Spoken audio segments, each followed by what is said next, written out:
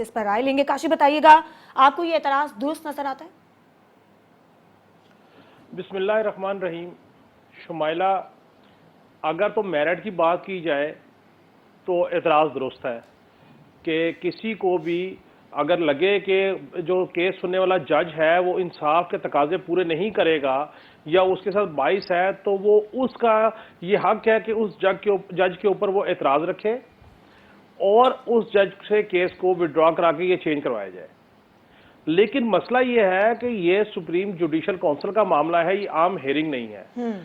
अब जस्टिस मुज़ाहिर नकवी साहब का कहना यह है कि चीफ जस्टिस साहब समेत 2 जजेस और हैं जिनको इस सुप्रीम जुडिशल काउंसिल का हिस्सा नहीं होना चाहिए, क्योंकि उनमें से जो जस्टिस सरदार तारिक साहब हैं और चीफ जस्टिस साहब हैं, ये ऑडियो कमीशन में भी ये उनके इन्वेस्टिगेशन कर रहे हैं और उनको चीफ जस्टिस से इंसाफ की उम्मीद नहीं, ये उनका कहना है।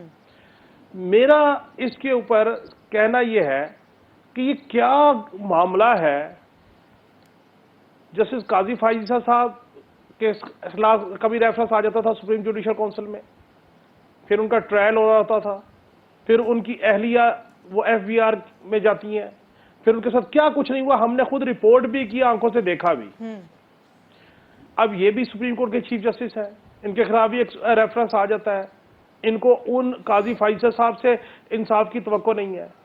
मुझे ये बताइए कि अगर एक जज साहब को अपने ही कोलीग जजेस से इंसाफ की तवक्को नहीं है, वो उन पे मोतरिज हैं, तो ये इदारा, ये जजेस अवाम का साथ, पॉलिटिशियन के साथ, ब्यूरोक्रेट्स के साथ, दहशतगर्दों के केसेस में, दीगर केसेस में इंसाफ कैसे कर सकते हैं?